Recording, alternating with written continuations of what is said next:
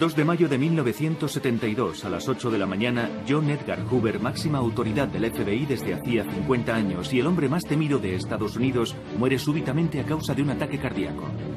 Tras ser informado en la Casa Blanca, el presidente Nixon decide mantener la noticia en secreto y envía enseguida a un equipo especial para que registre a fondo la casa de Hoover.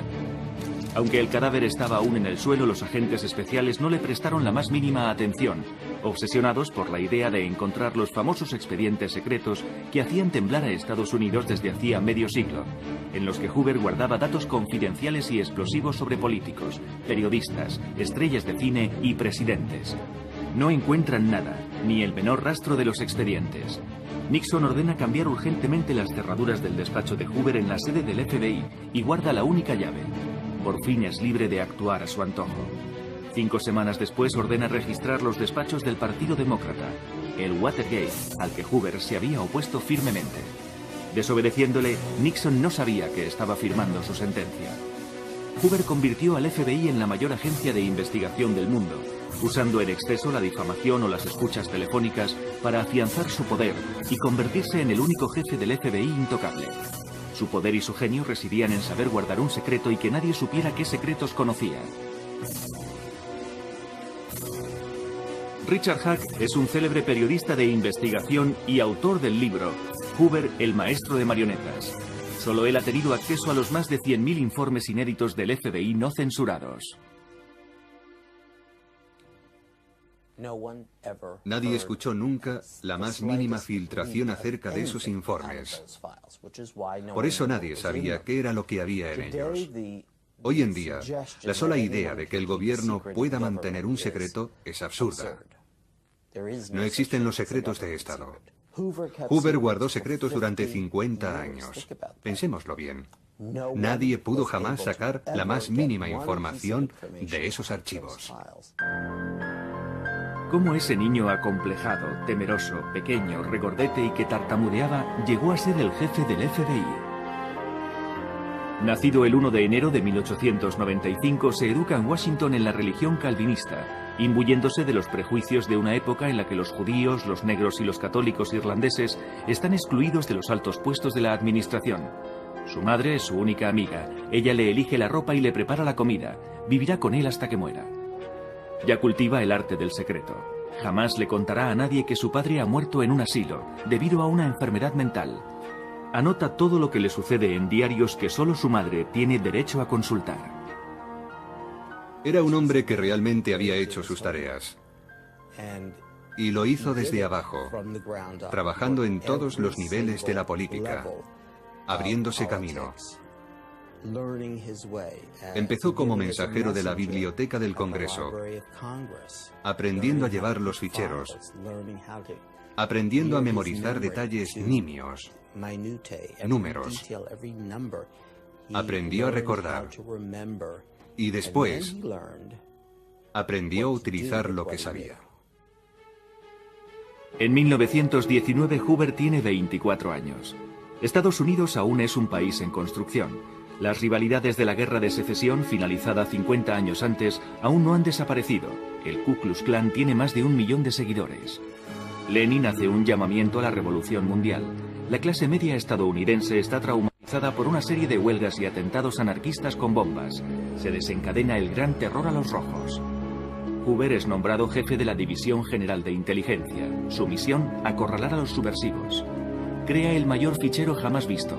450.000 revolucionarios, anarquistas e inconformistas están fichados. El 7 de noviembre de 1919, Hoover organiza registros en todos los sindicatos. Comienzan las redadas violentas y las expulsiones. Pero Hoover quiere dar un golpe de efecto ante la opinión pública. Logra que se condene a Emma Goldman, la famosa revolucionaria estadounidense por anarquista, afirmando que sus discursos habían inspirado el asesinato del presidente McKinley 18 años antes. El 21 de diciembre a las 2 de la madrugada, Hoover acude personalmente a Ellis Island, el puerto de Nueva York, para presenciar la expulsión de Emma Goldman a Rusia junto con 294 extranjeros más a bordo del Buford, al que la prensa llama el Arca del Soviet. Hoover convoca a la prensa a esta deportación llamada por los periodistas la fiesta del adiós. Es el inicio de su fama. Estas acciones le valen un ascenso.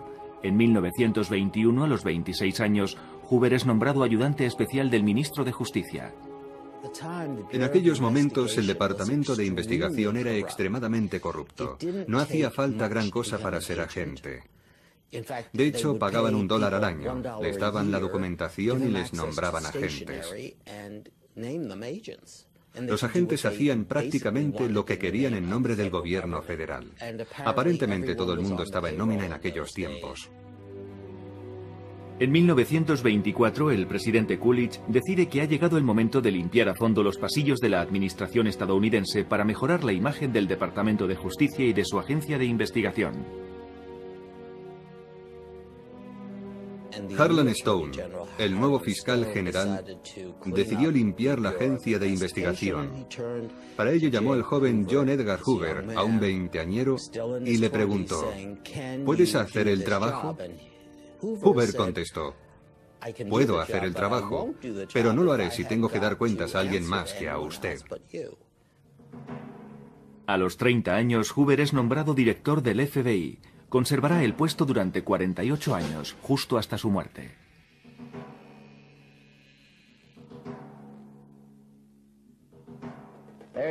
No hay nada misterioso en la forma de trabajar del FBI. La fórmula es muy simple. Entrenar a fondo, trabajo duro y agentes competentes que responden a condiciones estrictas de inteligencia e integridad. Para luchar contra el crimen, Hoover crea unos agentes especiales, los G-Men, que solo dan cuenta a Hoover, ni siquiera al ministro de Justicia ni al mismísimo presidente.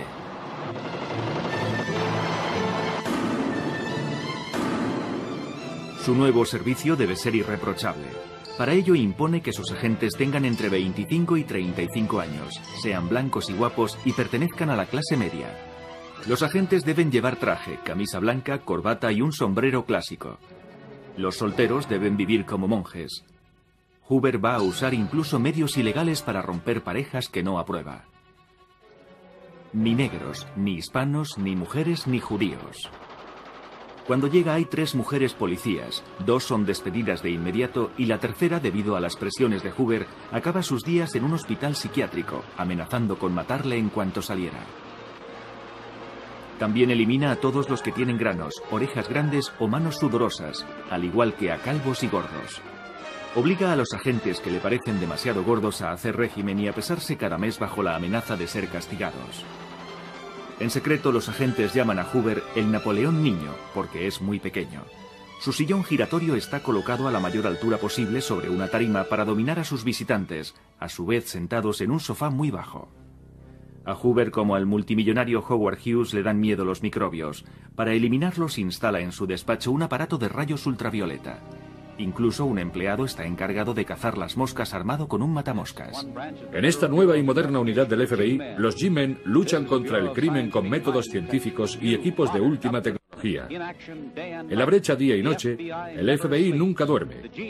Los G-Men son ya una leyenda. ¿Qué misterio se oculta tras esta placa?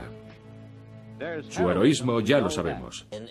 Además, decidió centralizar el rudimentario sistema de identificación de huellas digitales.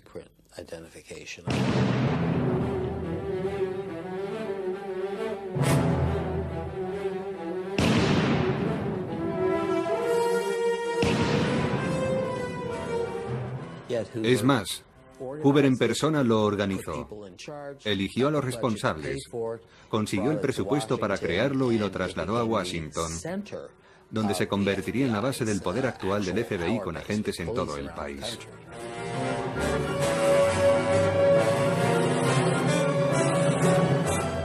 Hoover crea el mayor laboratorio de criminología con un equipo de expertos ocupado las 24 horas del día haciendo estudios de balística, venenos, cabellos, fibras de tejidos, cartas anónimas y análisis grafológicos.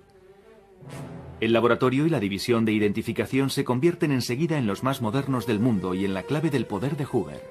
De esta forma, el FBI posee el monopolio virtual de toda la información criminal del país.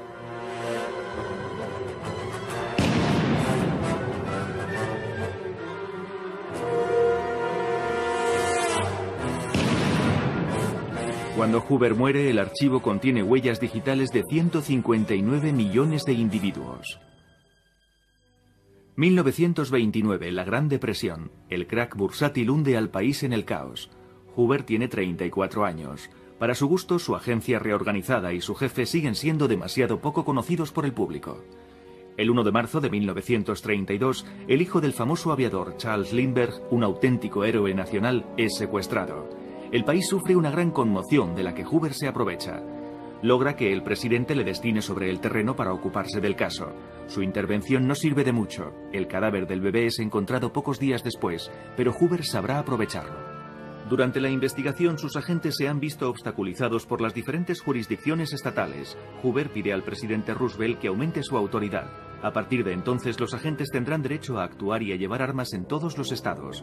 Hoover tiene carta blanca para investigar a todos aquellos que en su opinión puedan representar una amenaza. Reunifica todos los servicios secretos en una sola agencia, el FBI, dirigido por un único hombre, Hoover. Señor Johnson, vamos a tener que reforzar nuestros efectivos en Little Rock, Arkansas, destinando a 2 agentes de San Luis a Little Rock, los agentes Bush y Harvey. Es el primer político que comprende el poder de los medios y sabe utilizarlos. La ocasión le llega con la caza de los gánsteres.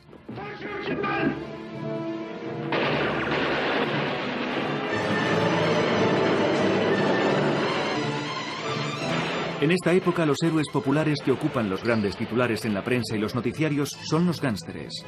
George Machine Gun Kelly, Babyface Nelson, Ma Baker y los famosos Bonnie Parker y Clyde Barrow. Hoover, siempre un genio de la comunicación, no duda en reconstruir su muerte para la prensa. El director Hoover dirige el entrenamiento sobre el terreno. El blanco podría ser el coche de un gángster. Así fue como acabaron Bonnie Parker y Clyde Barrow en su batalla con los agentes. Hoover detesta que los gánsteres sean más populares que él. Su bestia negra es John Dillinger, alias el enemigo público número 1. Durante meses se burla de Hoover y sus agentes, escapándose siempre.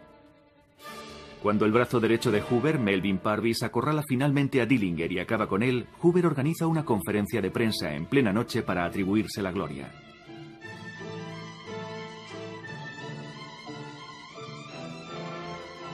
En 1935, tras 600 días de guerra contra el crimen, Hoover y sus G-Men eliminan a los gánsteres de Estados Unidos. Se convierten en héroes ante la opinión pública bombardeada con sus éxitos por la prensa. George Machine Gun Kelly y su esposa Catherine son trasladados desde Memphis, Tennessee. Tan solo 90 días después del secuestro han sido condenadas 15 personas, 6 a cadena perpetua, entre ellas Bailey y Kelly en Alcatraz. Durante el arresto, Kelly suplicó: "No disparen, G-Men". Hoover negocia un contrato que le da el control absoluto sobre G-Men, una serie de radios sobre los éxitos de su agencia. A partir de entonces aparece en portada de todas las revistas como símbolo de la seguridad nacional y se convierte en un maestro de la autopromoción, creando la División 8, un auténtico servicio de prensa a mayor gloria de Hoover y del FBI. En 1936, 2 millones de estadounidenses devoran las historias de los G-Men. Los niños juegan con sus placas y sus armas y duermen con pijamas con su emblema. Hoover se convierte incluso en un héroe de cómic. Gracias a Hoover se convirtieron en héroes y empezaron a aparecer en las películas. El malo ya no ganaba al final. Ahora ganaban los G-Men. Ellos pusieron literalmente a este país en el camino de la ley y el orden. En vísperas de la Segunda Guerra Mundial, muchos ven en el Führer el muro ideal contra el comunismo. El héroe Charles Lindbergh y Joseph Kennedy, padre de JFK y embajador de Estados Unidos en Londres, apoyan públicamente una alianza con Hitler. Buscan el apoyo de Hoover, anticomunista notorio, que no solo se niega, sino que convence al presidente Roosevelt de que la amenaza nazi y fascista es más peligrosa para su país que el comunismo. El gobierno de Estados Unidos decide vigilar a los 400.000 alemanes que viven en el país y crea para ello un departamento llamado Radical Division dentro del Departamento de Justicia. Hoover formó parte del grupo que investigaba a esos alemanes y decidía quién era un buen alemán y quién no, quién era espía y quién no lo era. Y en el proceso, Hoover aprovechó para mirar debajo de las alfombras. Iba más allá de los individuos. Necesitaba saber qué se ocultaba en las oscuras sombras de Norteamérica. Y lo que vio le asustó. Hoover elabora cientos de informes sobre alemanes que viven en Estados Unidos y sobre los estadounidenses miembros del partido nazi, preocupado ante el ascenso y pujanza de los norteamericanos pronazis y de su partido. Decenas de espías nazis son llevados ante la justicia. Se ha abierto la caza de los subversivos. Se teme que haya espías nazis infiltrados en todas partes. Hasta en Hollywood, donde la estrella de cine Errol Flynn es acusada de ser un agente nazi infiltrado.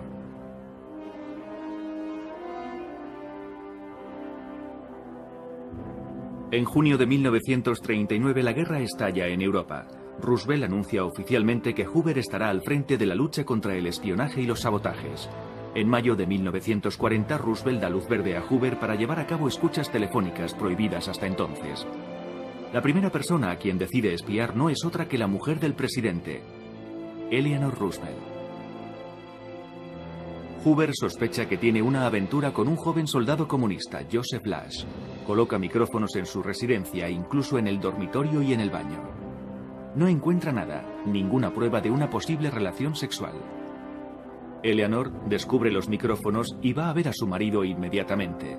Pero a Roosevelt parece preocuparle más el joven soldado a quien destina al Pacífico al día siguiente a 10.000 kilómetros de distancia. El informe sobre Eleanor Roosevelt tiene más de 449 páginas. El espionaje político del FBI a favor de la Casa Blanca le permite a Hoover aumentar su colección de expedientes. Poco a poco se hace con información sobre todos los miembros del Capitolio y se entrevista directamente con Roosevelt sin informar antes a su superior, el ministro de Justicia.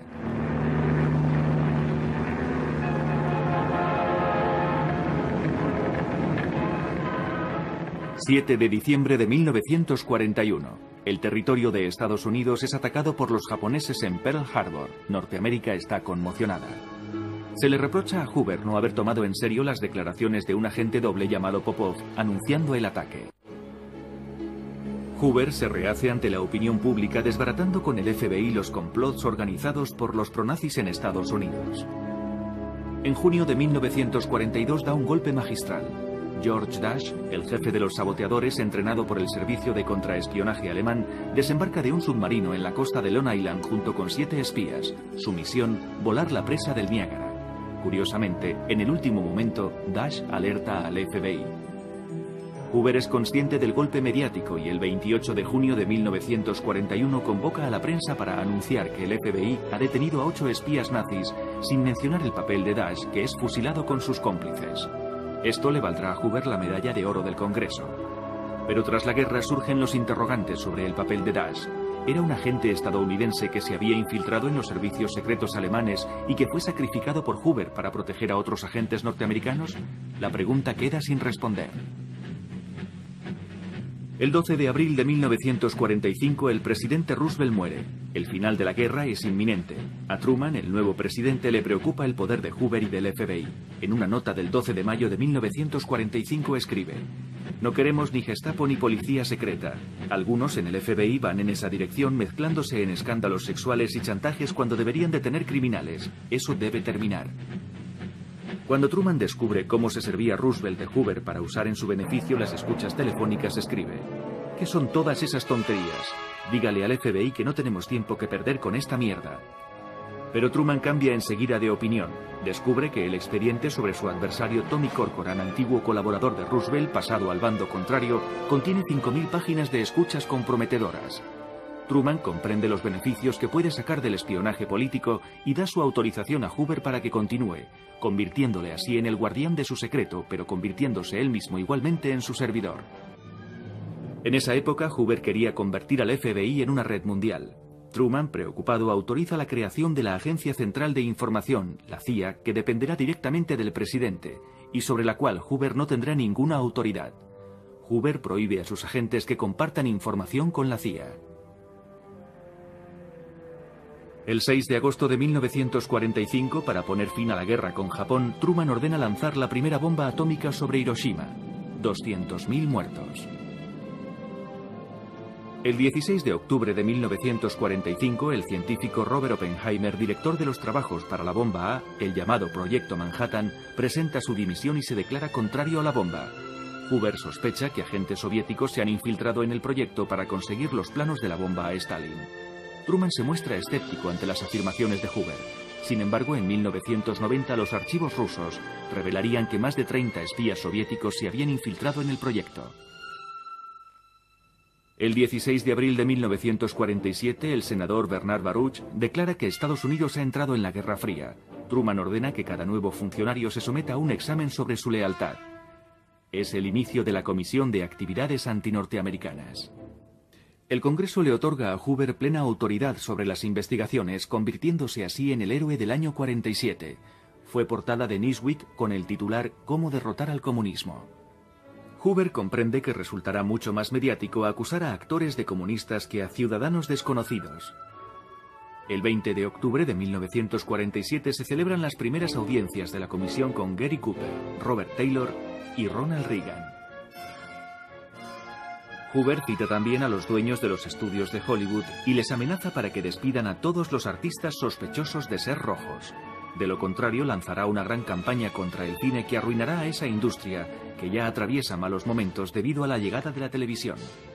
Al día siguiente, el 21 de octubre, 19 guionistas y directores son citados para responder a la pregunta ¿es o ha sido usted comunista? Los 10 primeros se niegan a responder acogiéndose a la quinta enmienda. Solo el 11º, Bertolt Brecht, accede a responder no, jamás he pertenecido al Partido Comunista.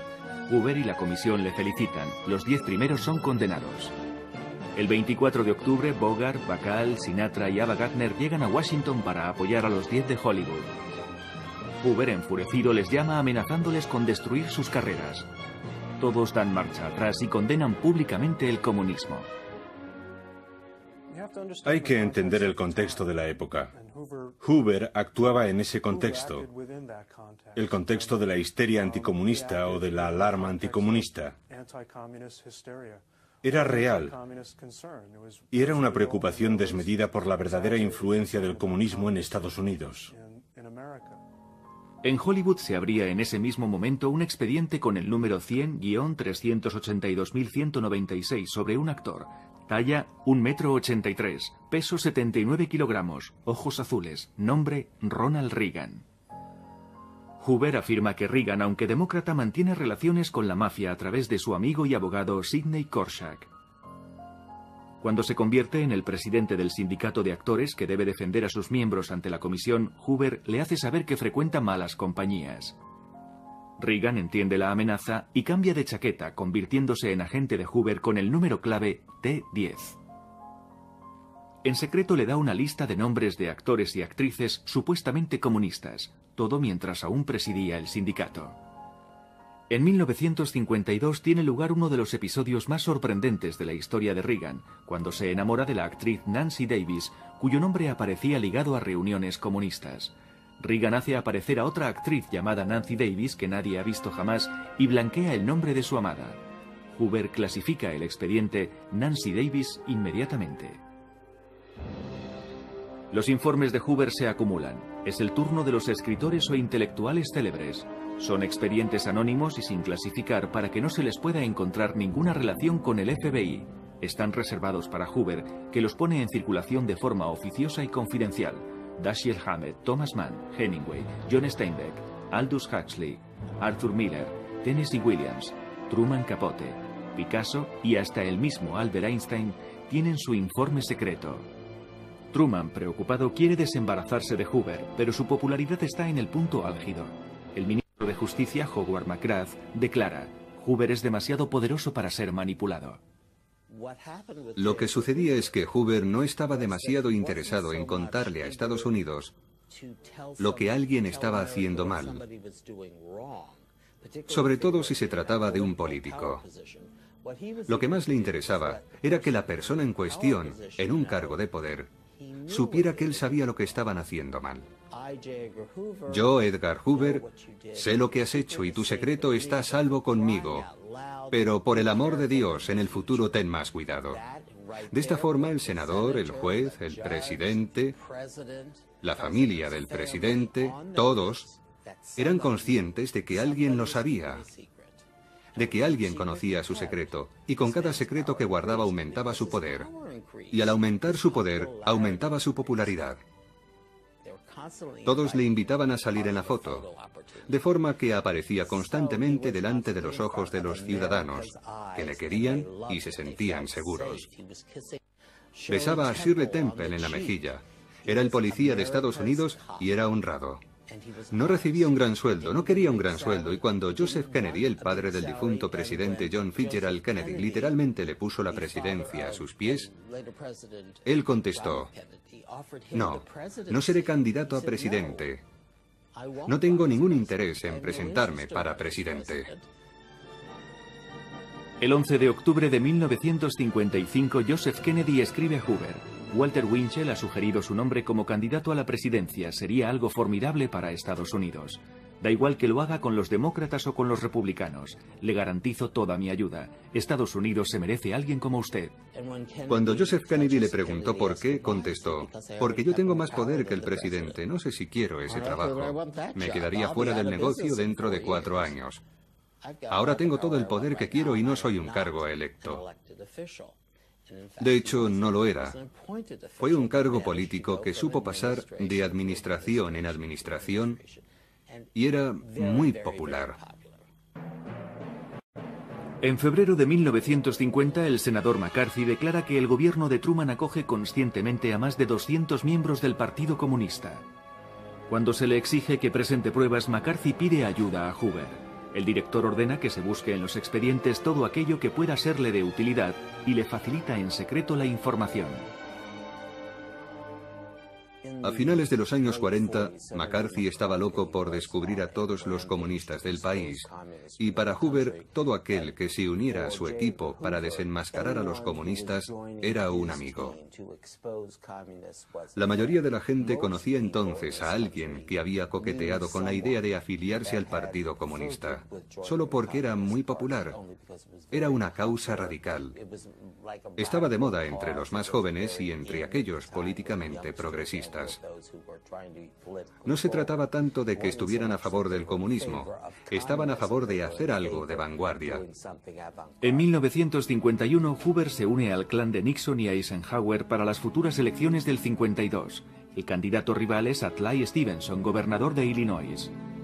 El mismo día en que anuncia su candidatura, el FBI prepara un informe de 19 páginas acusándole de homosexualidad y de simpatizar con el comunismo. Hoover ordena que un texto sobre un papel sin firma y sin membrete difunda las acusaciones de carácter sexual. El rumor se extiende por todo Washington. Su expediente se clasifica aparte en el FBI con el título Stevenson, desviado sexual. Hoover se sirve de McCarthy y del periodista Walter Winchell para destruir la buena reputación de Stevenson. En noviembre de 1952, Eisenhower gana las elecciones con un 55% de los votos. Hoover proporciona material a McCarthy. No existía ningún indicio que sugiriera que el FBI y McCarthy trabajaran juntos hasta el momento en que McCarthy decide revelar sus fuentes cuando se le reta a que demuestre los hechos que denuncia. Cuando McCarthy declara que el FBI le ha proporcionado el material, Hoover, enfurecido, afirma públicamente que el FBI no ha proporcionado directamente ningún tipo de información a McCarthy. El hecho es que nada más implicarle McCarthy, él empieza a alejarse del senador. McCarthy cada día es más y más impopular, y Hoover más y más popular. Hoover se dirige al país diciendo: tenemos que ser juiciosos, tenemos que ser razonables. Es la clase de cosa que Hoover hizo repetidamente. Lo hizo con periodistas, con amigos, con estrellas de cine. Les da un poco de información, los seduce, y cuando dejan de serle útiles, los abandona. Era un hombre que no cultivaba la amistad, cultivaba las oportunidades. Manipuló al país, manipuló al Congreso y manipuló a Hollywood. Hoover decía que los rumores de homosexualidad bastaban para arruinar una carrera política, y abusó de ello, en exceso. Mientras se convertía en un maestro de la manipulación, sus enemigos comenzaban a emplear los mismos métodos contra él, acusándole de mantener con Clyde Tolson, su mano derecha, una relación amorosa que duraría 40 años. Trabajaban juntos, eran solteros, iban juntos a todas partes. Algunos periodistas hicieron circular el rumor de que la mafia tenía en su poder fotos comprometedoras. No solo nadie vio nunca esas fotos. Además, ante la gravedad de esas acusaciones que podrían destruir la carrera de Hoover, ¿qué jefe de la mafia se arriesgaría a chantajear al hombre más temido del país? Tolson permanecerá a su lado hasta el final. Años más tarde, el mismo día en que Hoover muere, abandonará el FBI y no volverá jamás. De hecho, no existía ni la más mínima prueba. Y crean que la he buscado. Puede que exista algo que sugiera lo que pasaba. Pero lo único que he encontrado que muestra algún signo de amor es el tiempo que dedicó a su madre y a Dorothy Lamour.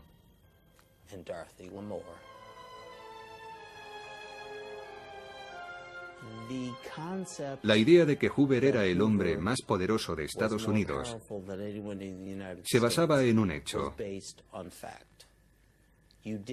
Nadie quería enfrentarse a este hombre.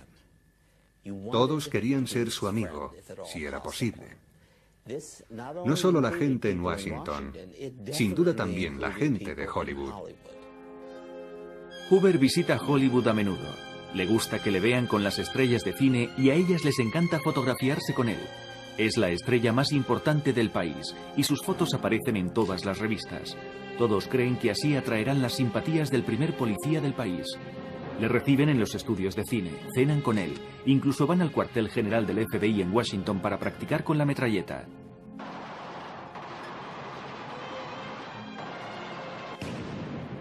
Ignoran que ha ordenado seguirles y escucharles y que tiene expedientes sobre todos y cada uno de ellos. Hoover sabe que tras el glamour de las veladas, de los estrenos, de las palmeras, de las hermosas villas, se oculta un mundo de gánsteres, delatores, prostitutas, drogadictos, abogados corruptos y políticos ávidos de publicidad.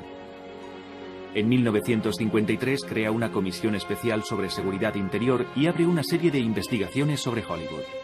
Así es como Lana Turner, Gary Cooper, Anthony Quinn, Marilyn Monroe, Charlton Heston, Spencer Tracy, Groucho Marx, Burt Lancaster, Edward G. Robinson, Charlie Chaplin y muchos más terminan fichados por el FBI. Incluso llegará a colocar micrófonos en las mansiones de los productores y en los estudios de cine. Todo Hollywood está bajo vigilancia. John Edgar Hoover tenía su propio estilo y método de archivar. Esa fue la base de un poder extraordinario, porque nadie sabía cómo encontrar algo entre esos millones de documentos.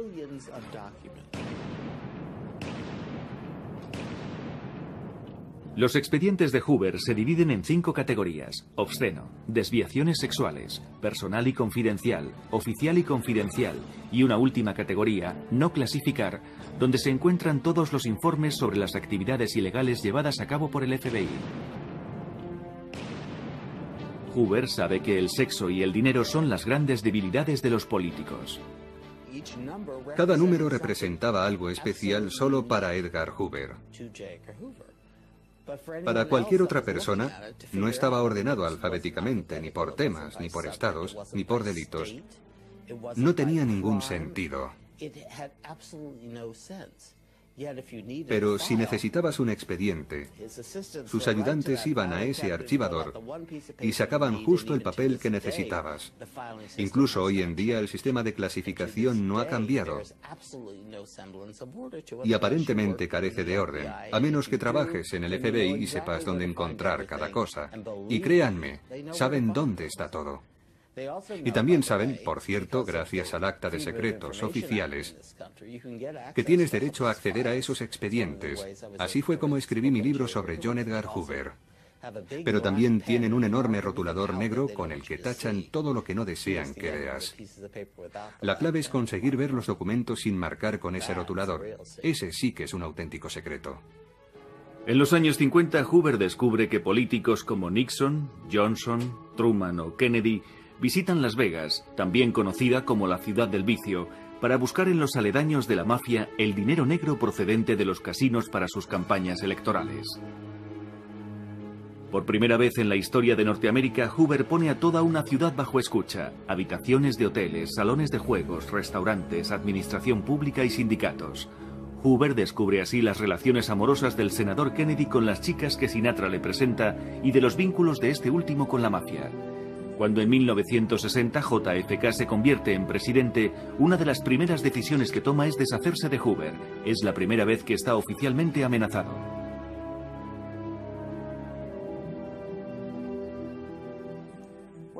En muchos aspectos, Hoover y Frank Sinatra estaban hechos el uno para el otro.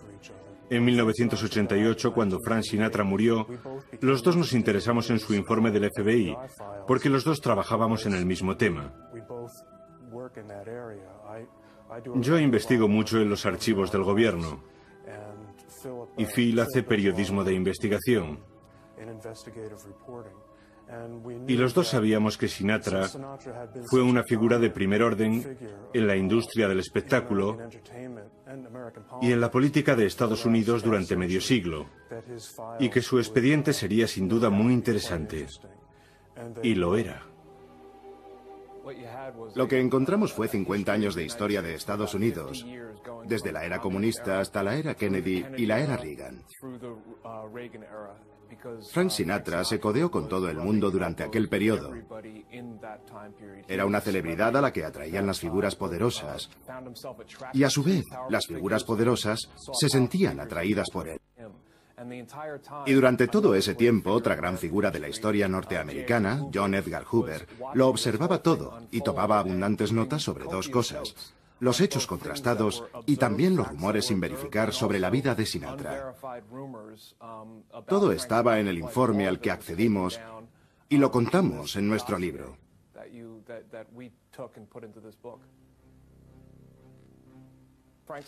Frank Sinatra siempre estaba con personajes dudosos como Sam Giancana, el jefe de la mafia de Chicago y el más famoso de todos.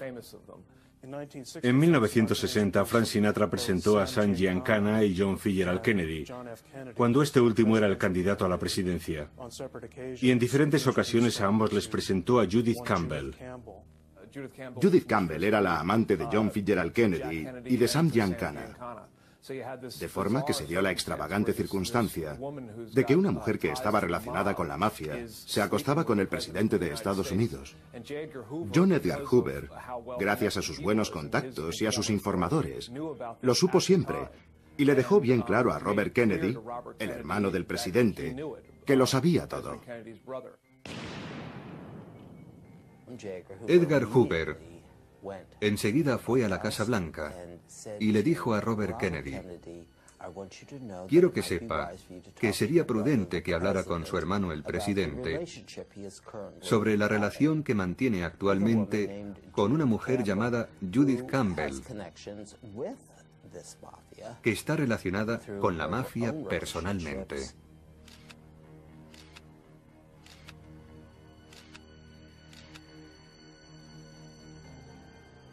Nadie lo entendería. Su secreto está perfectamente a salvo conmigo, pero quién sabe si alguien más podría descubrirlo.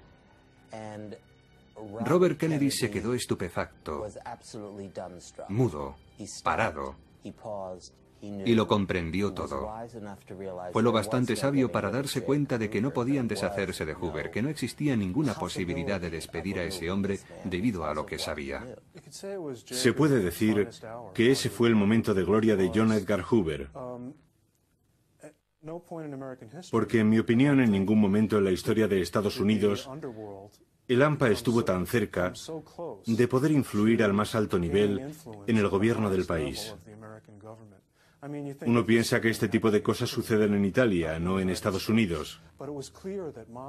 Era evidente que la mafia estaba usando a Frank Sinatra para acceder al presidente de Estados Unidos. Hoover tiene 66 años y sabe que Kennedy tiene intención de cesarle cuando sea reelegido en 1964. Detesta a Robert Kennedy, quien por primera vez en 30 años le obliga a pasar por él para hablar con el presidente. Pero Hoover sabe, gracias a las escuchas que ha ordenado realizar en Las Vegas, que los Kennedy están implicados en los intentos de asesinato de Fidel Castro y que el asunto se le confió a la CIA, principal rival de Hoover, para mantenerle alejado. Cuando la CIA elige para esta misión a dos padrinos de la mafia de Las Vegas, amigos de Sinatra y del presidente, Sam Giancana y Johnny Rosselli, Hoover solo tiene que abrir un nuevo expediente sobre los Kennedy y esperar.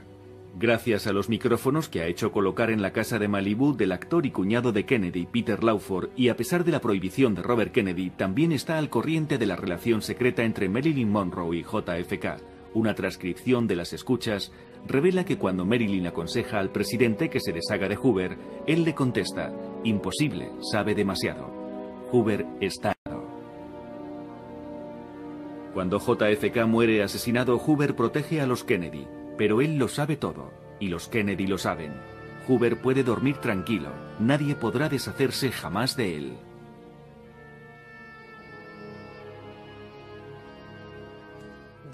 El hecho de que para Hoover todo fuera blanco o negro hacía las cosas muy fáciles, sobre todo en Estados Unidos. La vida no es tan difícil si ves las cosas en blanco y negro. Existen los buenos y los malos, el bien y el mal. Así es exactamente como veía el mundo Hoover. Así pensaba. Las teorías de Hoover no eran nada complicadas. Hoover piensa que la obstinación de Robert Kennedy contra Fidel Castro y la mafia ha expuesto a su hermano. El asesinato del presidente Kennedy en Dallas el 22 de noviembre de 1963 no sorprende a Hoover, cuya indiferencia impresiona a Robert Kennedy. Para Hoover, JFK había muerto en el lugar de su hermano. Según los informes de las escuchas del FBI del 4 de junio de 1962, el mafioso Eddie M. estaba organizando el asesinato de Robert Kennedy para detener su persecución contra la mafia. Hoover sabe que Castro y la mafia han organizado el crimen de JFK para vengarse de los intentos de asesinato de Castro organizados por Robert Kennedy, la CIA y la mafia. Pero Hoover también sabe que es demasiado peligroso contárselo a los norteamericanos, que exigirían declararle la guerra a Cuba. Hoover informa al presidente Johnson de que Castro posee una veintena de misiles rusos apuntando hacia grandes ciudades americanas que podrían causar, según cálculos del FBI, al menos 20 millones de muertos. Johnson y Hoover confían a una comisión de investigación la tarea de enterrar la verdad en el célebre informe Warren. La familia Kennedy acepta guardar silencio y jamás hará un solo comentario sobre la muerte de Kennedy. Una de las formas más interesantes que tenía Hoover de controlar no solo al gobierno, sino también a los medios, era mediante su habilidad para eludir cualquier responsabilidad directa. Cuando decidió poner micrófonos en las oficinas de Martin Luther King, pidió autorización a otra persona antes de hacerlo. En concreto, al fiscal general, su jefe, Robert Kennedy, a quien visitó en numerosas ocasiones para pedirle autorización para espiar la organización de ese hombre, alegando que había comunistas infiltrados.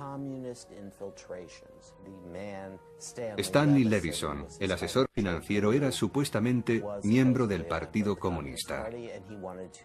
Hoover quería saber qué es lo que pasaba en esa oficina y si realmente tenían alguna conexión con los comunistas. Finalmente, Robert Kennedy accedió autorizando a Hoover las escuchas. Pero Hoover no se contentó con las oficinas. Colocó micrófonos en las habitaciones de sus hoteles, en su casa, sus teléfonos, incluso en su coche. No encontró nada sobre el Partido Comunista, pero descubrió que Martin Luther King mantenía relaciones secretas con varias mujeres y aquello le revolvía el estómago a Edgar Hoover. Hoover se llevaba las cintas a casa y las escuchaba por la noche, lo cual no deja de ser fascinante. Se pasó el resto de sus días intentando desacreditar a un hombre que básicamente solo hacía cosas buenas. Para la mayoría de la gente, lo que hiciera con su vida privada era asunto suyo, pero no para Hoover. Robert Kennedy nunca dio marcha atrás. Nunca dijo, ya basta, se acabó. Nunca le quitó el poder a Edgar Hoover. Cuando Martin Luther King murió, estaba siendo espiado. Hubo un encuentro maravilloso cuando Martin Luther King fue a visitar a Edgar Hoover al cuartel general del FBI para intentar hacer las paces. Se estrecharon las manos y todo indicaba que su relación volvía a ser amistosa. Pero no fue así. Ante los ojos de Hoover nada había cambiado. Sencillamente tenía la oportunidad de hacerse otra foto, así que sonrió a las cámaras y nada más salir Martin Luther King ordenó nuevas escuchas. A principios de los años 70, al final de sus días, Hoover traiciona todos sus principios. A pesar de tener a todos los grandes jefes de la mafia vigilados, deja que cometan asesinatos de los que está perfectamente informado para proteger a sus confidentes infiltrados en el seno de la mafia. Permite que asesinen delante de sus narices y deja que sus agentes arresten a inocentes que serán condenados. Is it true that in the year 1950 you devised the murder of the heads of the so-called five families in New York? It's a complete falsehood. Esa información no se conoció hasta después de la muerte de Hoover y es una acusación mucho más interesante que ningún rumor que hayamos podido oír sobre sus relaciones con su segundo al mando, que resultan nimias comparadas con acusar a alguien falsamente de asesinato y dejar que los verdaderos asesinos que tú conoces queden en libertad. Es espantoso para mí y para cualquiera que conozca la historia. Es una enorme mancha negra sobre su nombre. En 1971 la reputación de Hoover cae en picado ante la opinión pública. Nixon y sus colaboradores solo quieren una cosa: echarle. Una nota del FBI del 8 de octubre de 1971 revela una conversación del presidente con sus asesores. Por muchas razones Hoover debe dimitir, debe salir de aquí, debe marcharse por su propia voluntad para no provocar ningún escándalo antes de las elecciones del próximo año. En ese momento informan a Nixon de que los demócratas van a hacer público un informe sobre supuestos sobornos que habría recibido del multimillonario Howard Hughes. Nixon contrata a unos exagentes de la CIA llamados los fontaneros para que encuentren esos informes, pero no encuentran nada tras una serie de robos en todo el país. Cuando Hoover descubre que el presidente ha creado su propia policía secreta, algo que nunca había sucedido hasta ese momento, le hace saber que está cavando su tumba. Nixon no le escucha. El 2 de mayo de 1972, Hoover muere debido a una crisis cardíaca. Sorprendentemente, nunca se le realiza la autopsia al cadáver, dejando que planeen dudas sobre las causas de la crisis cardíaca. Su muerte resulta providencial. Liberado de la carga de Hoover, Nixon envía a sus hombres pocas semanas después a robar en la sede del Partido Demócrata en Washington, en el edificio Watergate. Comienza el asunto Watergate. Nixon ha firmado el principio de su fin. En 2006 sabremos que Garganta Profunda, el confidente que guió la investigación de Bob Woodward y Carl Bernstein, los dos periodistas del Washington Post que harían público el escándalo provocando la dimisión de Nixon, era Mark Felt, un agente del FBI que había trabajado para Hoover durante muchos años.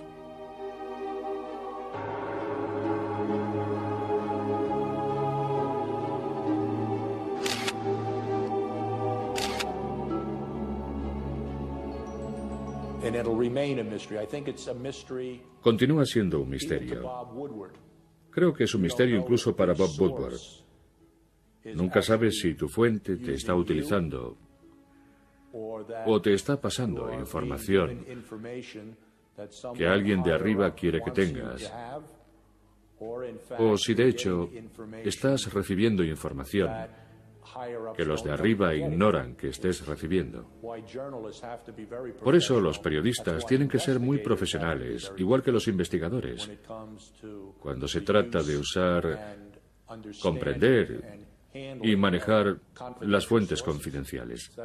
Por eso llaman al espionaje la selva de los espejos, porque al cabo del tiempo no sabes para quién trabajas. Así es. Esta es la sede de la autoridad sureña de la masonería escocesa. John Edgar Hoover era miembro de la masonería escocesa. A su muerte, había alcanzado el grado 33º de la masonería escocesa, el grado más alto que se puede alcanzar.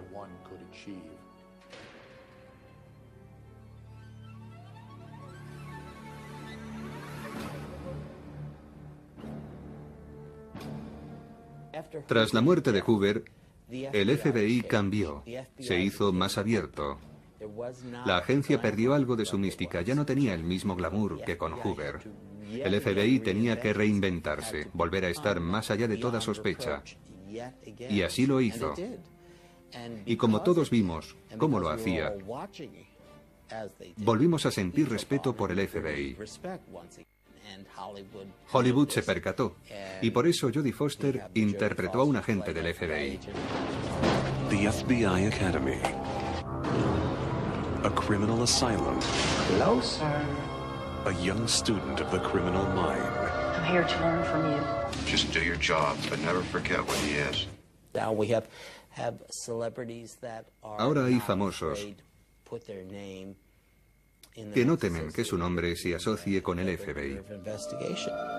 Now, FBI profiler Terry McCaleb owes his life to the victim of a murder. 3 años después de la muerte de Hoover, en diciembre de 1975, el Congreso abre una investigación sobre el FBI y cita a la fiel secretaria de Hoover, a su servicio desde 1918, Helen Gandy. ¿Dónde están los miles de informes confidenciales que nunca pudieron ser encontrados? Según la comisión, solo hay una certeza. Los documentos fueron sacados después de su muerte de la casa de Hoover. Helen Gandy se defiende. Solo eran cosas personales de Hoover. Sin embargo, el chofer que transportó los expedientes le contradice. Afirma que había al menos 25 archivadores y 35 cajas de cartón depositados en el sótano de la casa, conservados bajo la estrecha vigilancia de la empleada Annie Fields. Nadie sabe qué fue de aquellos expedientes. Newsweek revelaría meses más tarde que informes altamente perjudiciales para la Casa Blanca de Nixon seguían en poder de Clyde Tolson. Cuando murió, su casa fue registrada de arriba a abajo por agentes del FBI. Helen Gandy no habló nunca y no volvieron a molestarla. En 1977, el FBI incinera el expediente Desviaciones Sexuales, que contenía más de 300.000 páginas. John Edgar Hoover es un personaje complejo. Hasta el día de hoy su nombre ha adornado el cuartel general del FBI en Washington, D.C.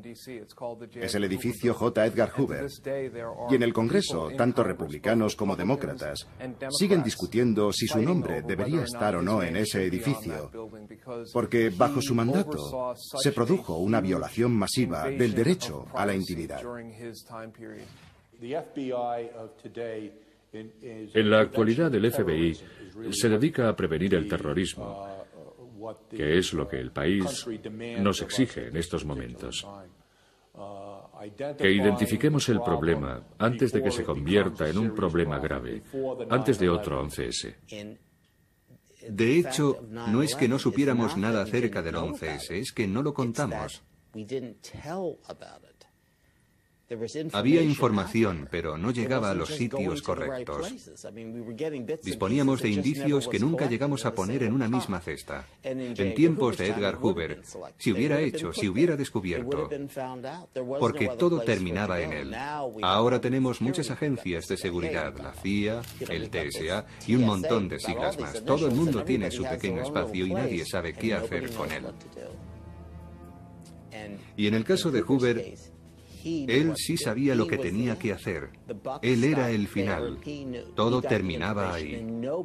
Él lo sabía todo. Recibía la información.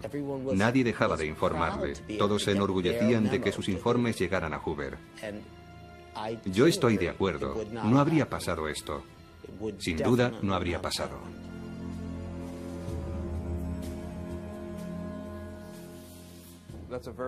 Es una buena observación. Y es un debate en curso porque el presidente Bush está decidido a proteger a Estados Unidos y que no se produzca otro ataque como el que sufrimos el 11 de septiembre de 2001.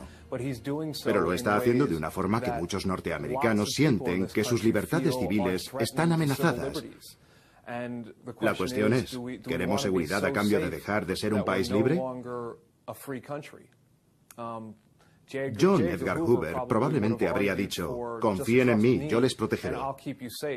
Pero eso también significaría, os estoy vigilando. Hoover comprende que resultará mucho más mediático acusar a actores de comunistas que a ciudadanos desconocidos. El 20 de octubre de 1947 se celebran las primeras audiencias de la comisión con Gary Cooper, Robert Taylor y Ronald Reagan. Hoover cita también a los dueños de los estudios de Hollywood y les amenaza para que despidan a todos los artistas sospechosos de ser rojos. De lo contrario, lanzará una gran campaña contra el cine que arruinará a esa industria que ya atraviesa malos momentos debido a la llegada de la televisión. Al día siguiente, el 21 de octubre, 19 guionistas y directores son citados para responder a la pregunta: ¿es o ha sido usted comunista? Los 10 primeros se niegan a responder acogiéndose a la quinta enmienda. Solo el 11º, Bertolt Brecht, accede a responder: no, jamás he pertenecido al Partido Comunista. Hoover y la comisión le felicitan. Los 10 primeros son condenados. El 24 de octubre, Bogart, Bacall, Sinatra y Ava Gardner llegan a Washington para apoyar a los 10 de Hollywood. Hoover, enfurecido, les llama amenazándoles con destruir sus carreras. Todos dan marcha atrás y condenan públicamente el comunismo. Hay que entender el contexto de la época. Hoover actuaba en ese contexto, el contexto de la histeria anticomunista o de la alarma anticomunista. Era real y era una preocupación desmedida por la verdadera influencia del comunismo en Estados Unidos.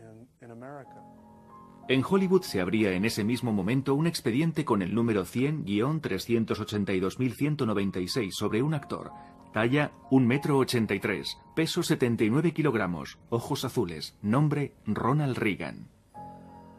Hoover afirma que Reagan, aunque demócrata, mantiene relaciones con la mafia a través de su amigo y abogado Sidney Korshak. Cuando se convierte en el presidente del sindicato de actores que debe defender a sus miembros ante la comisión, Hoover le hace saber que frecuenta malas compañías. Reagan entiende la amenaza y cambia de chaqueta, convirtiéndose en agente de Hoover con el número clave T10. En secreto le da una lista de nombres de actores y actrices supuestamente comunistas, todo mientras aún presidía el sindicato. En 1952 tiene lugar uno de los episodios más sorprendentes de la historia de Reagan, cuando se enamora de la actriz Nancy Davis, cuyo nombre aparecía ligado a reuniones comunistas. Reagan hace aparecer a otra actriz llamada Nancy Davis que nadie ha visto jamás y blanquea el nombre de su amada. Hoover clasifica el expediente Nancy Davis inmediatamente. Los informes de Hoover se acumulan. Es el turno de los escritores o intelectuales célebres. Son expedientes anónimos y sin clasificar para que no se les pueda encontrar ninguna relación con el FBI. Están reservados para Hoover, que los pone en circulación de forma oficiosa y confidencial. Lo haré si tengo que dar cuentas a alguien más que a usted. A los 30 años, Hoover es nombrado director del FBI. Conservará el puesto durante 48 años, justo hasta su muerte.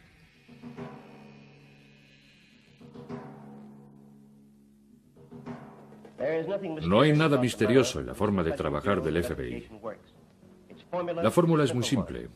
Entrenar a fondo, trabajo duro y agentes competentes que responden a condiciones estrictas de inteligencia e integridad. Para luchar contra el crimen, Hoover crea unos agentes especiales, los G-Men, que solo dan cuenta a Hoover, ni siquiera al ministro de Justicia ni al mismísimo presidente.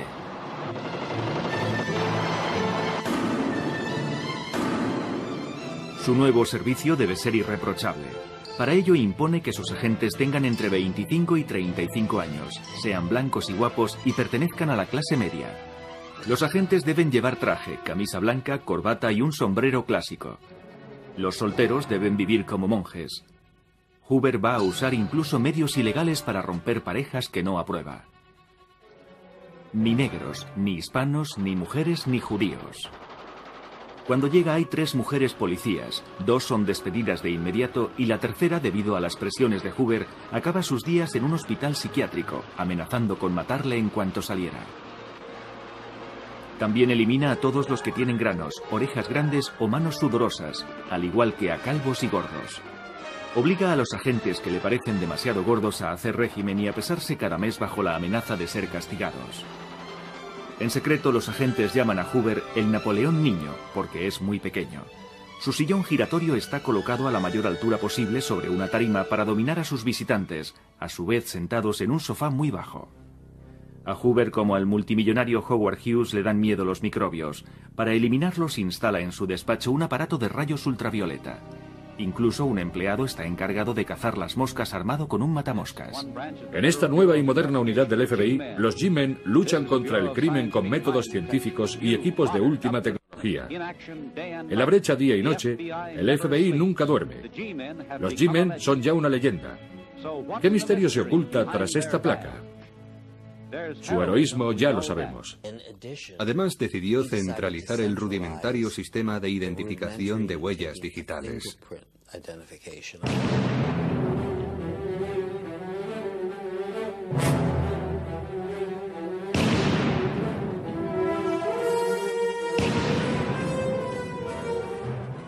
Es más, Hoover en persona lo organizó.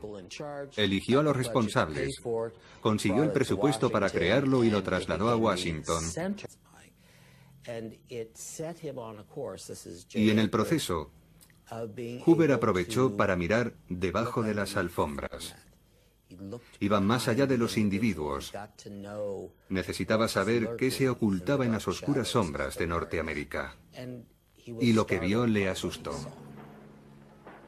Hoover elabora cientos de informes sobre alemanes que viven en Estados Unidos y sobre los estadounidenses miembros del partido nazi, preocupado ante el ascenso y pujanza de los norteamericanos pronazis y de su partido. Decenas de espías nazis son llevados ante la justicia. Se ha abierto la caza de los subversivos. Se teme que haya espías nazis infiltrados en todas partes. Hasta en Hollywood, donde la estrella de cine Errol Flynn es acusada de ser un agente nazi infiltrado.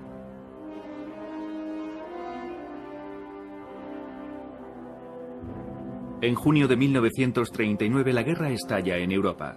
Roosevelt anuncia oficialmente que Hoover estará al frente de la lucha contra el espionaje y los sabotajes. En mayo de 1940 Roosevelt da luz verde a Hoover para llevar a cabo escuchas telefónicas prohibidas hasta entonces. La primera persona a quien decide espiar no es otra que la mujer del presidente, Eleanor Roosevelt. Hoover sospecha que tiene una aventura con un joven soldado comunista, Joseph Lash. Coloca micrófonos en su residencia, incluso en el dormitorio y en el baño. No encuentra nada, ninguna prueba de una posible relación sexual. Eleanor descubre los micrófonos y va a ver a su marido inmediatamente. Pero a Roosevelt parece preocuparle más el joven soldado a quien destina al Pacífico al día siguiente a 10.000 kilómetros de distancia. El informe sobre Eleanor Roosevelt tiene más de 449 páginas. El espionaje político del FBI a favor de la Casa Blanca le permite a Hoover aumentar su colección de expedientes. Poco a poco se hace con información sobre todos los miembros del Capitolio y se entrevista directamente con Roosevelt sin informar antes a su superior, el ministro de Justicia.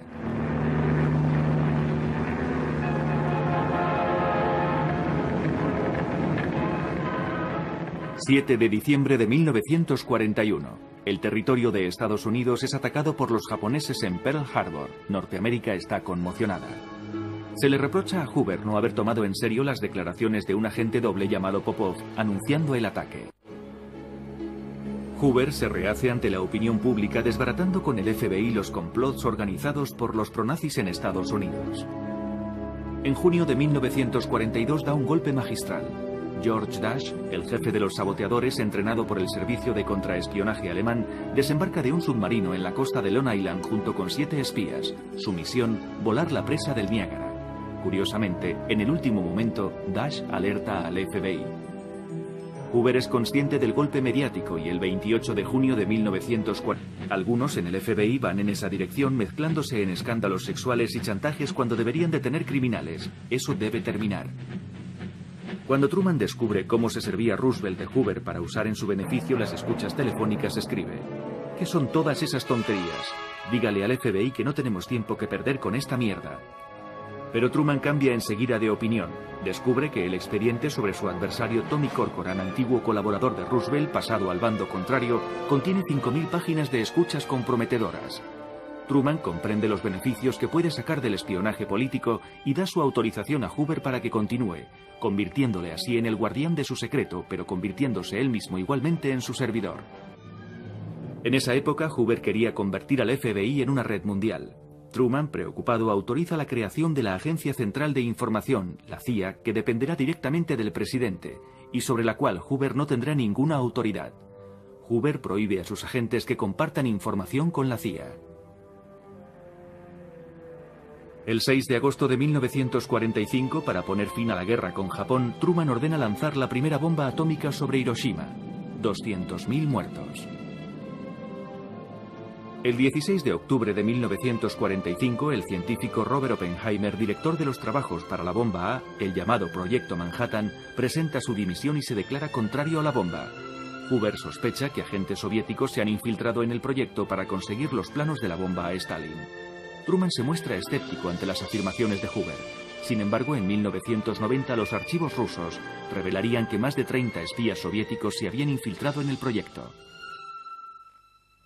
El 16 de abril de 1947, el senador Bernard Baruch declara que Estados Unidos ha entrado en la Guerra Fría. Truman ordena que cada nuevo funcionario se someta a un examen sobre su lealtad. Es el inicio de la Comisión de Actividades Antinorteamericanas. El Congreso le otorga a Hoover plena autoridad sobre las investigaciones, convirtiéndose así en el héroe del año 47. Fue portada de Newsweek con el titular «Cómo derrotar al comunismo». Hoover comprende que resultará mucho más mediático acusar a actores de comunistas que a ciudadanos desconocidos. El 20 de octubre de 1947 se celebran las primeras audiencias de la comisión con Gary Cooper, Robert Taylor y Ronald Reagan. Hoover cita también a los dueños de los estudios de Hollywood y les amenaza para que despidan a todos los artistas sospechosos de ser rojos. De lo contrario, lanzará una gran campaña contra el cine que arruinará a esa industria, que ya atraviesa malos momentos debido a la llegada de la televisión. Al día siguiente, el 21 de octubre, 19 guionistas y directores son citados para responder a la pregunta ¿es o ha sido usted comunista?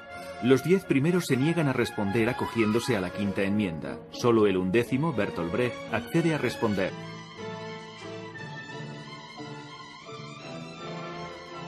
En 1935, tras 600 días de guerra contra el crimen, Hoover y sus G-Men eliminan a los gánsteres de Estados Unidos. Se convierten en héroes ante la opinión pública bombardeada con sus éxitos por la prensa.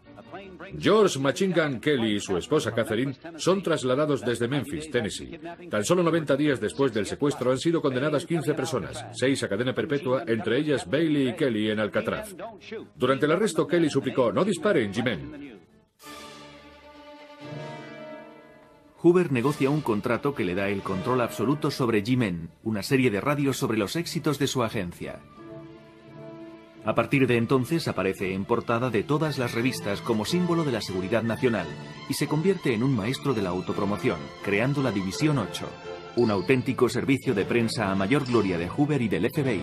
En 1936, 2 millones de estadounidenses devoran las historias de los G-Men. Los niños juegan con sus placas y sus armas y duermen con pijamas con su emblema. Hoover se convierte incluso en un héroe de cómic. Gracias a Hoover se convirtieron en héroes y empezaron a aparecer en las películas. El malo ya no ganaba al final. Ahora ganaban los G-Men.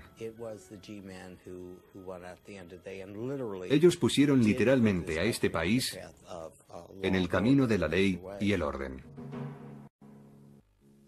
En vísperas de la Segunda Guerra Mundial, muchos ven en el Führer el muro ideal contra el comunismo. El héroe Charles Lindbergh y Joseph Kennedy, padre de JFK y embajador de Estados Unidos en Londres, apoyan públicamente una alianza con Hitler. Buscan el apoyo de Hoover, anticomunista notorio, que no solo se niega, sino que convence al presidente Roosevelt de que la amenaza nazi y fascista es más peligrosa para su país que el comunismo. El gobierno de Estados Unidos decide vigilar a los 400.000 alemanes que viven en el país y crea para ello un departamento llamado Radical Division dentro del Departamento de Justicia.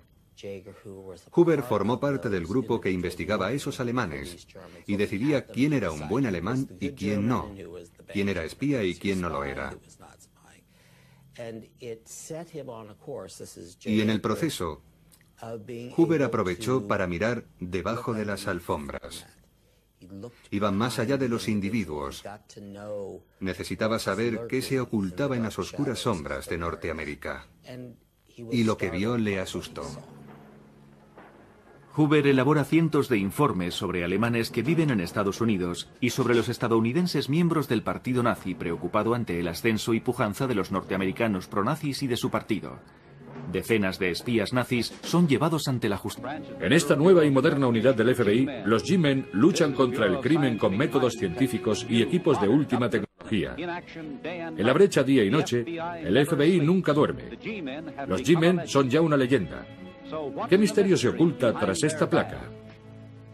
Su heroísmo ya lo sabemos. Además, decidió centralizar el rudimentario sistema de identificación de huellas digitales.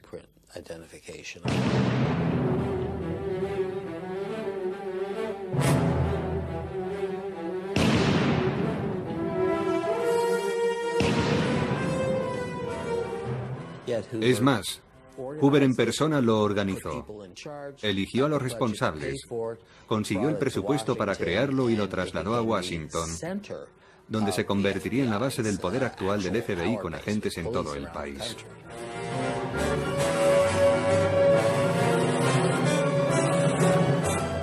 Hoover crea el mayor laboratorio de criminología con un equipo de expertos ocupado las 24 horas del día haciendo estudios de balística, venenos, cabellos, fibras de tejidos, cartas anónimas y análisis grafológicos. El laboratorio y la división de identificación se convierten enseguida en los más modernos del mundo y en la clave del poder de Hoover. De esta forma, el FBI posee el monopolio virtual de toda la información criminal del país.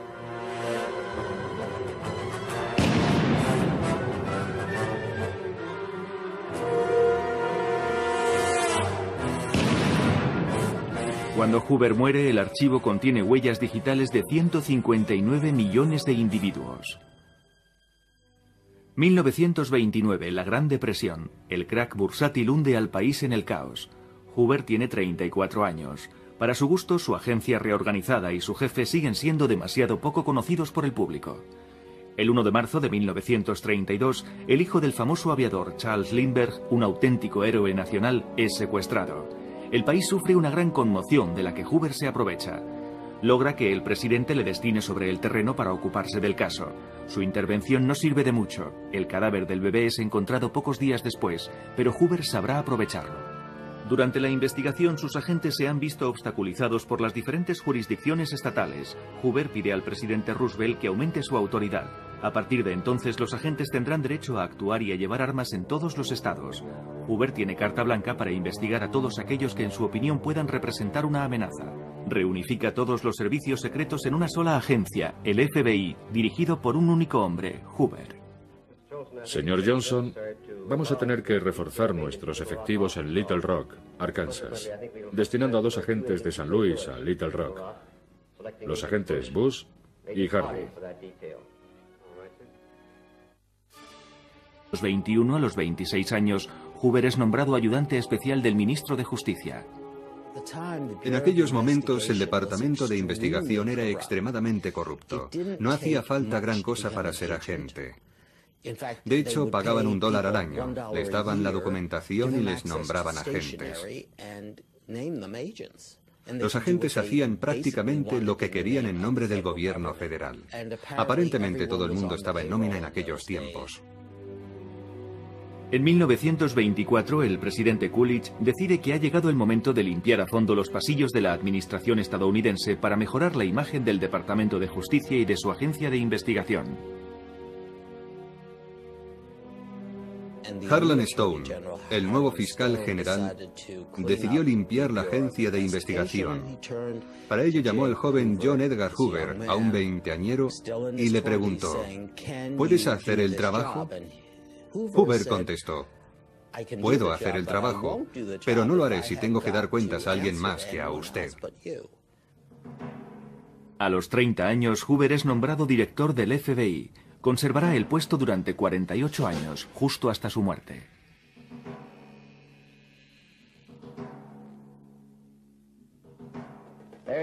No hay nada misterioso en la forma de trabajar del FBI. La fórmula es muy simple. Entrenar a fondo, trabajo duro y agentes competentes que responden a condiciones estrictas de inteligencia e integridad. Para luchar contra el crimen, Hoover crea unos agentes especiales, los G-Men, que solo dan cuenta a Hoover, ni siquiera al ministro de Justicia ni al mismísimo presidente.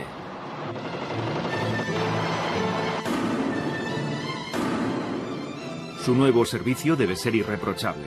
Para ello impone que sus agentes tengan entre 25 y 35 años, sean blancos y guapos y pertenezcan a la clase media. Los agentes deben llevar traje, camisa blanca, corbata y un sombrero clásico. Los solteros deben vivir como monjes. Hoover va a usar incluso medios ilegales para romper parejas que no aprueba. Ni negros, ni hispanos, ni mujeres, ni judíos. Cuando llega hay 3 mujeres policías, 2 son despedidas de inmediato y la tercera, debido a las presiones de Hoover, acaba sus días en un hospital psiquiátrico, amenazando con matarle en cuanto saliera. También elimina a todos los que tienen granos, orejas grandes o manos sudorosas, al igual que a calvos y gordos. Obliga a los agentes que le parecen demasiado gordos a hacer régimen y a pesarse cada mes bajo la amenaza de ser castigados. En secreto, los agentes llaman a Hoover el Napoleón niño, porque es muy pequeño. Su sillón giratorio está colocado a la mayor altura posible sobre una tarima para dominar a sus visitantes, a su vez que Hoover guardaba datos confidenciales y explosivos sobre políticos, periodistas, estrellas de cine y presidentes. No encuentran nada, ni el menor rastro de los expedientes. Nixon ordena cambiar urgentemente las cerraduras del despacho de Hoover en la sede del FBI y guarda la única llave. Por fin es libre de actuar a su antojo. 5 semanas después ordena registrar los despachos del Partido Demócrata, el Watergate, al que Hoover se había opuesto firmemente. Desobedeciéndole, Nixon no sabía que estaba firmando su sentencia. Hoover convirtió al FBI en la mayor agencia de investigación del mundo, usando en exceso la difamación o las escuchas telefónicas para afianzar su poder y convertirse en el único jefe del FBI intocable. Su poder y su genio residían en saber guardar un secreto y que nadie supiera qué secretos conocía. Richard Hack es un célebre periodista de investigación y autor del libro Hoover, el maestro de marionetas. Solo él ha tenido acceso a los más de 100.000 informes inéditos del FBI no censurados. Nadie escuchó nunca la más mínima filtración acerca de esos informes. Por eso nadie sabía qué era lo que había en ellos. Hoy en día, la sola idea de que el gobierno pueda mantener un secreto es absurda. No existen los secretos de Estado. Hoover guardó secretos durante 50 años. Pensémoslo bien. Nadie pudo jamás sacar la más mínima información de esos archivos. Cómo ese niño acomplejado, temeroso, pequeño, regordete y que tartamudeaba llegó a ser el jefe del FBI. Nacido el 1 de enero de 1895, se educa en Washington en la religión calvinista, imbuyéndose de los prejuicios de una época en la que los judíos, los negros y los católicos irlandeses están excluidos de los altos puestos de la administración. Su madre es su única amiga, ella le elige la ropa y le prepara la comida, vivirá con él hasta que muera. Ya cultiva el arte del secreto. Jamás le contará a nadie que su padre ha muerto en un asilo, debido a una enfermedad mental. Anota todo lo que le sucede en diarios que solo su madre tiene derecho a consultar. Era un hombre que realmente había hecho sus tareas. Y lo hizo desde abajo, trabajando en todos los niveles de la política, abriéndose camino. Empezó como mensajero de la biblioteca del Congreso, aprendiendo a llevar los ficheros, aprendiendo a memorizar detalles nimios, números. Aprendió a recordar. Y después, aprendió a utilizar lo que sabía. En 1919, Hoover tiene 24 años. Estados Unidos aún es un país en construcción. La información los seduce y cuando dejan de serle útiles, los abandona. Era un hombre que no cultivaba la amistad, cultivaba las oportunidades. Manipuló al país, manipuló al Congreso y manipuló a Hollywood. Hoover decía que los rumores de homosexualidad bastaban para arruinar una carrera política y abusó de ello, en exceso. Mientras se convertía en un maestro de la manipulación, sus enemigos comenzaban a emplear los mismos métodos contra él, acusándole de mantener con Clyde Tolson, su mano derecha, una relación amorosa que duraría 40 años. Trabajaban juntos, eran solteros, iban juntos a todas partes. Algunos periodistas hicieron circular el rumor de que la mafia tenía en su poder fotos comprometedoras. No solo nadie vio nunca esas fotos. Además, ante la gravedad de esas acusaciones que podrían destruir la carrera de Hoover, ¿qué jefe de la mafia se arriesgaría a chantajear al hombre más temido del país? Tolson permanecerá a su lado hasta el final. Años más tarde, el mismo día en que Hoover muere, abandonará el FBI y no volverá jamás. De hecho, no existía ni la más mínima prueba. Y crean que la he buscado. Puede que exista algo que sugiera lo que pasaba.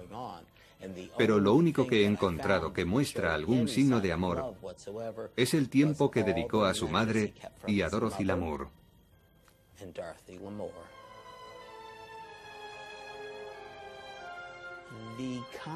La idea de que Hoover era el hombre más poderoso de Estados Unidos se basaba en un hecho. Nadie quería enfrentarse a este hombre. Todos querían ser su amigo, si era posible. No solo la gente en Washington, sin duda también la gente de Hollywood. Hoover visita Hollywood a menudo. Le gusta que le vean con las estrellas de cine y a ellas les encanta fotografiarse con él. Es la estrella más importante del país y sus fotos aparecen en todas las revistas. Todos creen que así atraerán las simpatías del primer policía del país. Le reciben en los estudios de cine, cenan con él, incluso van al cuartel general del FBI en Washington para practicar con la metralleta.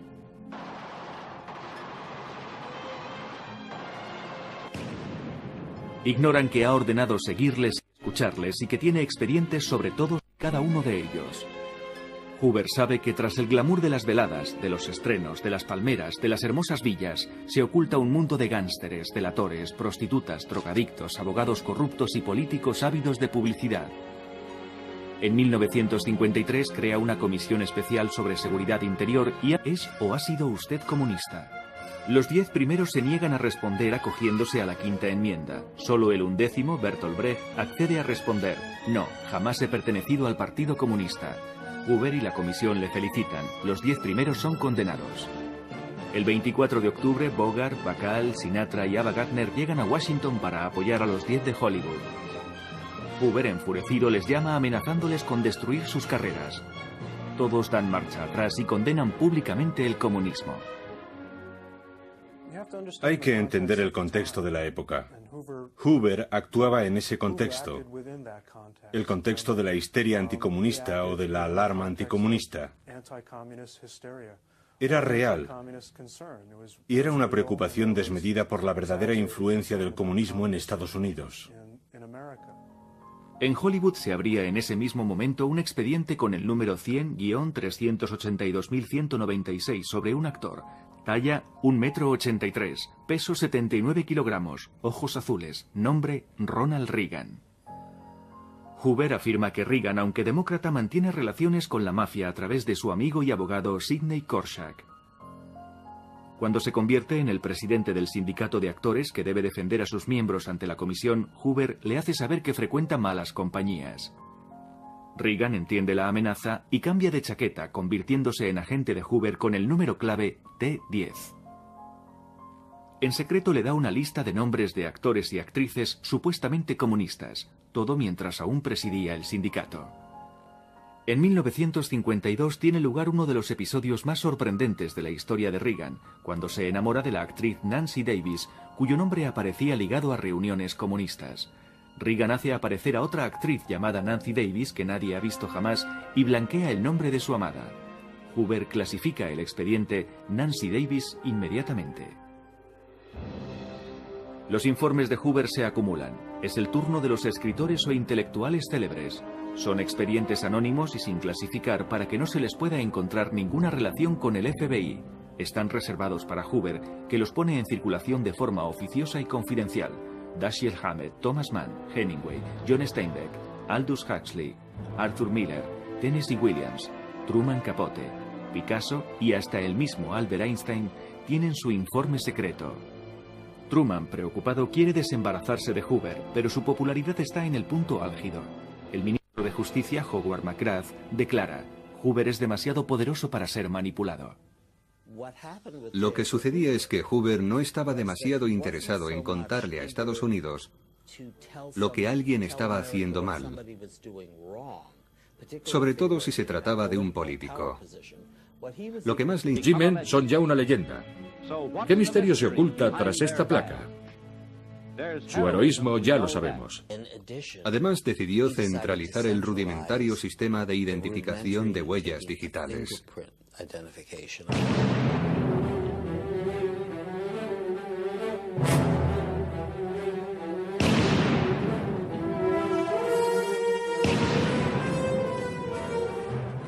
Es más, Hoover en persona lo organizó, eligió a los responsables, consiguió el presupuesto para crearlo y lo trasladó a Washington, donde se convertiría en la base del poder actual del FBI con agentes en todo el país.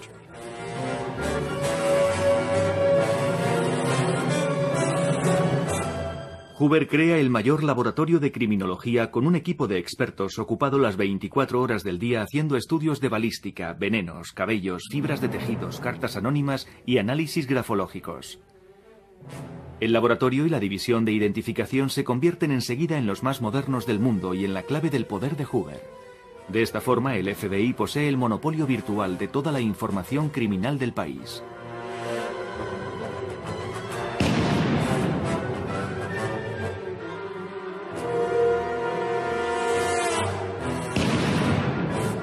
Cuando Hoover muere, el archivo contiene huellas digitales de 159 millones de individuos. 1929, la Gran Depresión. El crack bursátil hunde al país en el caos. Hoover tiene 34 años. Para su gusto, su agencia reorganizada y su jefe siguen siendo demasiado poco conocidos por el público. El 1 de marzo de 1932, el hijo del famoso aviador Charles Lindbergh, un auténtico héroe nacional, es secuestrado. El país sufre una gran conmoción de la que Hoover se aprovecha. Logra que el presidente le destine sobre el terreno para ocuparse del caso. Su intervención no sirve de mucho. El cadáver del bebé es encontrado pocos días después, pero Hoover sabrá aprovecharlo. Durante la investigación, sus agentes se han visto obstaculizados por las diferentes jurisdicciones estatales. Hoover pide al presidente Roosevelt que aumente su autoridad. A partir de entonces, los agentes tendrán derecho a actuar y a llevar armas en todos los estados. Hoover tiene carta blanca para investigar a todos aquellos que en su opinión puedan representar una amenaza. Reunifica todos los servicios secretos en una sola agencia, el FBI, dirigido por un único hombre, Hoover. Señor Johnson, vamos a tener que reforzar nuestros efectivos en Little Rock, Arkansas, destinando a 2 agentes de San Luis a Little Rock, los agentes Bush y Hardy. Es el primer político que comprende el poder de los medios y sabe utilizarlos. La ocasión le llega con la caza de los gánsteres. Había al menos 25 archivadores y 35 cajas de cartón depositados en el sótano de la casa, conservados bajo la estrecha vigilancia de la empleada Annie Fields. Nadie sabe qué fue de aquellos expedientes. Newsweek revelaría meses más tarde que informes altamente perjudiciales para la Casa Blanca de Nixon seguían en poder de Clyde Tolson. Cuando murió, su casa fue registrada de arriba a abajo por agentes del FBI. Helen Gandy no habló nunca y no volvieron a molestarla. En 1977 el FBI incinera el expediente Desviaciones Sexuales, que contenía más de 300.000 páginas. John Edgar Hoover es un personaje complejo. Hasta el día de hoy su nombre ha adornado el cuartel general del FBI en Washington, D.C. Es el edificio J. Edgar Hoover. Y en el Congreso, tanto republicanos como demócratas siguen discutiendo si su nombre debería estar o no en ese edificio, porque bajo su mandato se produjo una violación masiva del derecho a la intimidad. En la actualidad, el FBI se dedica a prevenir el terrorismo, que es lo que el país nos exige en estos momentos. Que identifiquemos el problema antes de que se convierta en un problema grave, antes de otro 11S. De hecho, no es que no supiéramos nada acerca del 11S, es que no lo contamos. Había información, pero no llegaba a los sitios correctos. Disponíamos de indicios que nunca llegamos a poner en una misma cesta. En tiempos de Edgar Hoover, si hubiera descubierto, porque todo terminaba en él. Ahora tenemos muchas agencias de seguridad, la CIA, el TSA y un montón de siglas más. Todo el mundo tiene su pequeño espacio y nadie sabe qué hacer con él. Y en el caso de Hoover, él sí sabía lo que tenía que hacer. Él era el final. Todo terminaba ahí. Él lo sabía todo. Recibía la información. Nadie dejaba de informarle. Todos se enorgullecían de que sus informes llegaran a Hoover. Yo estoy de acuerdo. No habría pasado esto. Sin duda, no habría pasado.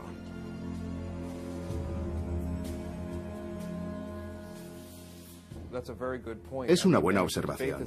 Y es un debate en curso porque el presidente Bush está decidido a proteger a Estados Unidos y que no se produzca otro ataque como el que sufrimos el 11 de septiembre de 2001. Pero lo está haciendo de una forma que muchos norteamericanos sienten que sus libertades civiles están amenazadas. La cuestión es, ¿queremos seguridad a cambio de dejar de ser un país libre? John Edgar Hoover probablemente habría dicho, confíen en